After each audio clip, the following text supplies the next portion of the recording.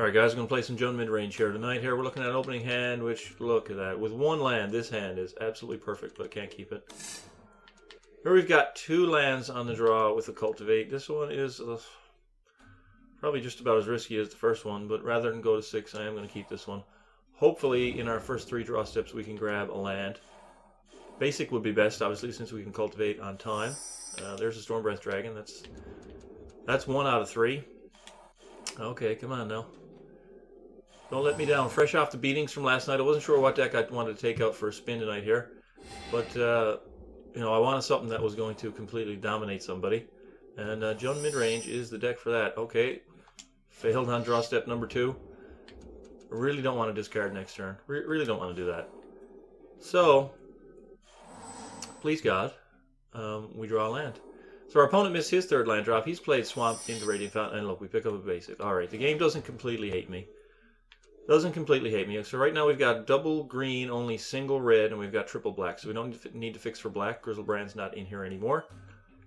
So I need triple green for Palaka Worm and this Arbor Colossus that I have right here. So I'm going to put a forest into play and fulfill that triple green.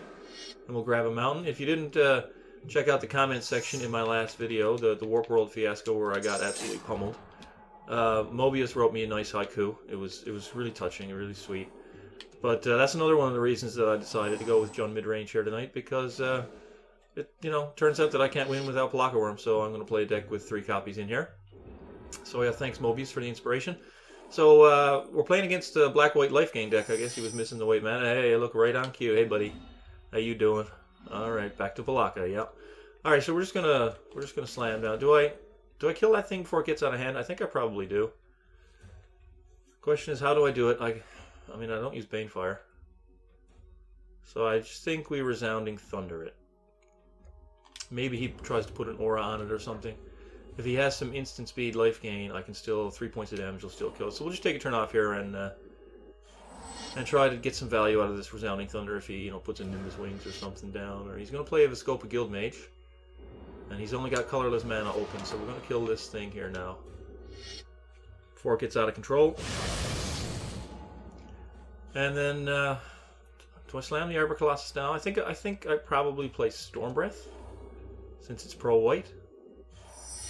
But that makes Tribute to Hunger live. Actually, I don't want this to go down to a Tribute, so I'm going to play my land. I'm going to put down an Arbor Colossus, and then we'll see what happens next turn. I don't think I really need to cultivate here now.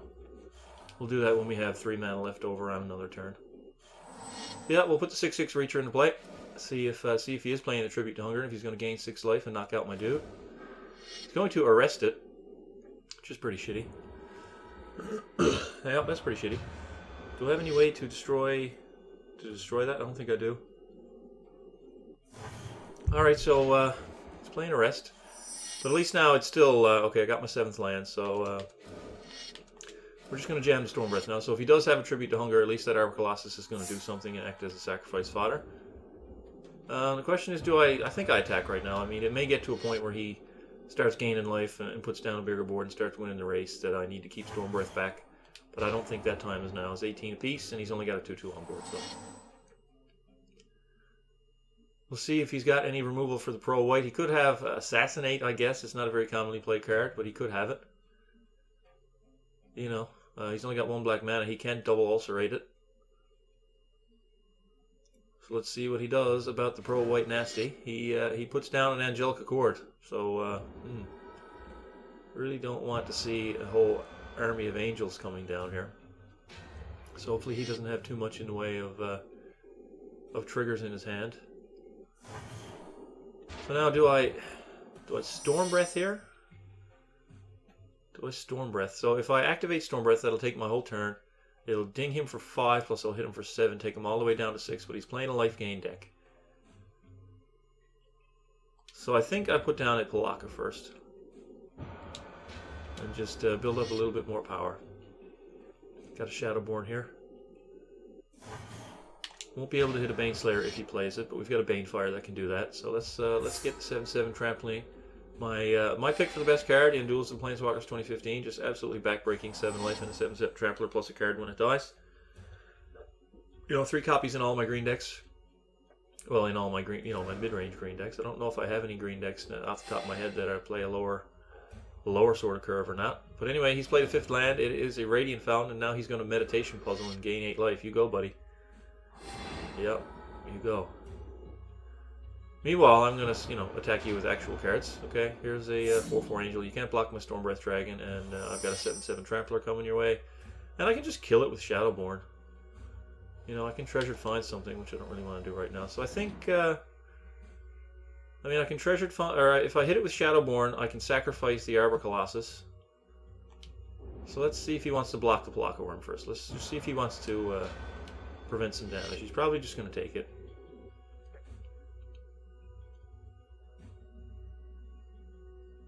And then we'll Shadowborn the Angel. Get rid of that fucking thing. Still, that's 11 damage coming at you. He's going to chump block with the Guild Mage and take 2 less. Yeah, that's fine. Alright, now let's show him the Shadowborn and pick off his Angel here. Get that out of the way. Now, if he's got a Planar Cleansing, we've got a Treasured Find. So let's see if he slams Plains into Planar Cleansing. It's a swamp, so we're safe from it for this turn. And here comes a Rotted Hulk. You can't find anything better for your life gain deck than this 2/5 for 4 mana. Cool. So let's just sacrifice the Arrested Dude and drop another land into play. I think here I most definitely activate that Stormbreath. I'll do the math when I see whether or not he's going to block here, but we're looking at 16 at the current moment. That's enough to kill him. So he's taken 11. So this will be 3 plus the number of cards in his hand, which is 6 more. He could have Suffer the Past for 1. Will that keep him alive? I think Suffer the Past for 1 doesn't even save him. So yeah, there we go. Jund mid-range. Lots of removal, lots of bombs, lots of ramp. Love it. Second favorite deck. Abzan Life Gain is my favorite, but essentially those 2 decks, Jund and Abzan, they're built on the same shell. It's just that the red deck takes the removal, and the white deck has a life gain element. But they're built on the same core. Pretty much just variations on the same theme. Alright guys, thanks for watching. And wait, no, it's only been 7 minutes. Thanks for watching this segment, and we'll see you in a couple seconds for the next game. Alright guys, I'm really pleased to say I found a game in less than 2 minutes. So let's look at our opening hand. We have 2 lands. They both enter the battlefield tap, but we do have a Wayfinder to go grab a 3rd. Got a pair of Treasured Finds. There's only 2 in the deck. Definitely don't want... You don't even really want one of these in your opening hand, let alone both. But we've also got a Cultivate and everybody's favorite card, the Pelakka Worm. So I think this is a keep.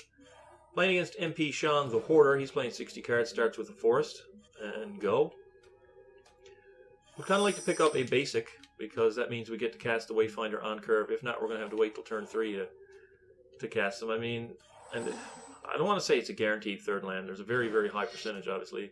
It's not very often that you totally whiff on a Wayfinder, but it's possible. But we need to pick up a basic so we can cultivate. So we didn't pick up a basic off the top, so we're going to have to take a turn off here. Our opponent has played an Armillary Sphere, so he's on the land fetch plan. I don't know if he's playing any more colors than green at this moment, though. So we'll find that out now. He's played a 3rd Forest, and he's going to put down a Grave Bramble, 3/4 Defender, protection from zombies. So that's not going to threaten us, and most of our stuff can get past that. So now we untap with 2 mana. We did not, however, pick up another land. So we only have a single black source. We have double red, double green. So if there's anything here that we can get with black on it, let's go get it. It is a swamp, so we'll take that. Put that into play, and next turn we'll be able to cultivate. And then we've got another cultivate. So we've got enough action now to get all the way up to 7 mana. It's just going to have to take some time. And if our opponent is playing defenders and cracking Armillary Spheres, then he's not putting the pressure on. So now here comes an Elvish Pioneer. I guess if he doesn't have a land in his hand, he should have cracked open that Armillary Sphere, but it looks like he does have one in his hand, so yeah, he's going to skip ahead here. And now he's going to play a Hall of Triumph and bust up. He's going to buff up his team, so now his defender is a 4/5, pretty beefy, and he's got a 2/2 Pioneer. So we are just going to, we picked up an Anger of the Gods, which, I don't know how good it's going to be against him, especially with the Hall of Triumph active. He's only got 1 card left in his hand, though. So we need triple green. We only need double black. So we will get the 3rd green that we need, and after that we'll just get as many mountains as we can just for Infernal Titan if we ever draw them. Let's get these 2 guys. put this in play. And we'll just sit here. I'm not ready to chump block yet, so I think we'll just sit back and take the 2 here. Don't know, perhaps I just cultivate again next turn. Let's see what he drops though with his 6 mana if he's got a Terra Stomper. He's paying 4 mana for a Paragon, so he's on the team buff. So now that he's got a pair of 3/3s, one of which is an Anthem, and he's tapped out, so I know he doesn't have anything like Titanic Growth or Primal Bellow, I think. He doesn't have any of those type of pump spells. So I am going to Anger the Gods next turn, and since our own guy's going to get exiled, we will chump block rather than just exile it to Anger. We might as well just prevent the 3 damage and cast Anger. So now I can cultivate and then pick up a basic land, and I can still cast Anger on this turn. So that's what I'm going to do. Let's what will we put into play tapped? Does it matter? I've got my green required, so we're just going to go after 2 mountains here. Yeah, we're just going to go after 2 mountains.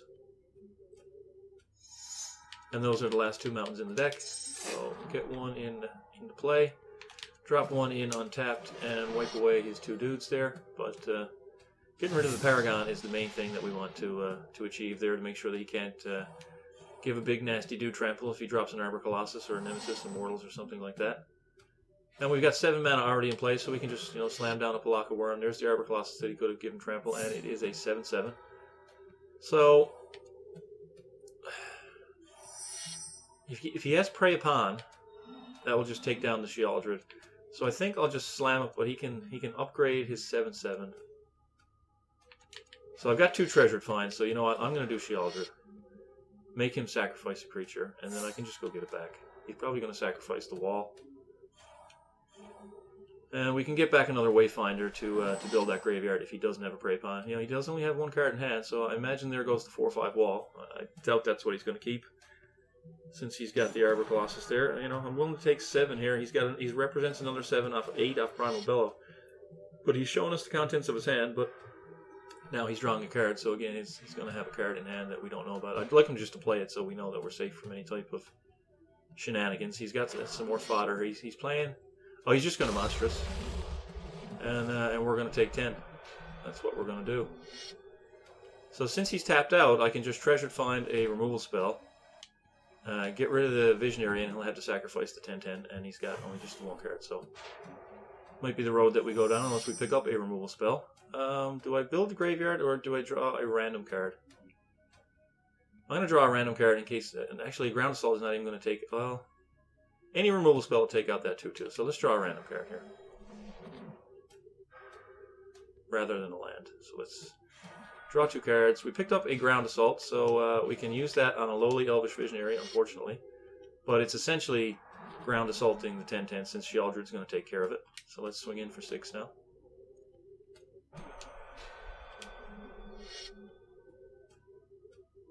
And I guess we drop a Graveborn Muse since there's no other playable cards in here. I mean, we can Treasured Find something, but there's nothing that we really need. So let's get a Graveborn Muse in play.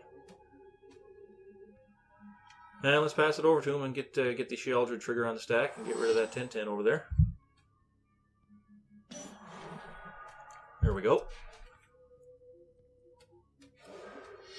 Here comes a Grave Bramble. That's excuse me. I mean, that's annoying that I can't swing with my 2 little dudes, but let's get a Wayfinder, build that graveyard for Sheoldred. How much mana do I have in play? I'm going to get a basic. That's going to be 9. I guess I could Runescar Demon and Ground Assault. Let's make sure we leave green-red open. Let's go for it. We've got another Runescar Demon in hand, plus a Block Worm. I think we're pretty much in control with our opponent only on 1 card, so we can Ground Assault or do we just get a Banefire and kill him that way? Yeah, I don't think it matters at this point, so let's just kill him and get in for 10. Bye-bye, Great Bramble. Never thought I'd spend a Ground Assault on you, but hey. There we go. We're in for 10. Take him to 4. We've got a hell of a board, and not sure what Mono Green is going to do to get out of this jam. We've got a hell of a board here. I mean, he can gain 7 life off the Palaka. He's still on 11. I think he's still pretty much dead. Genesis Hydra for 6 is going to get him a 6/6 plus something else, and it's most likely going to be a Jade Mage. What? Illusionist Bracers? Timberland Guide? Strange deck. I mean, it is 60 cards from what I remember. So obviously he took the time to trim it, but see, probably going to be a Jade Mage. Yeah. It is indeed a Jade Mage. So we just need, he's tapped out. We just need to swing in with the, actually, you know what? Let's just cycle this Resounding Thunder at his face. Players, and there we go. Let's just kill him like that. Could have swung with the Runescare Demons if he didn't have an air blocker. But anyway, that wraps up tonight's episode of Jund Midrange. Thank you for the haiku, Mr. Strips. Inspired me to play a Palaka Worm deck. Jund Midrange is certainly a very powerful one. And I do have a new deck ready for tomorrow, so you'll see that then. And spoiler alert, there's 3 copies of Palaka Worm in it. Alright guys, we'll see you for some more gameplay tomorrow.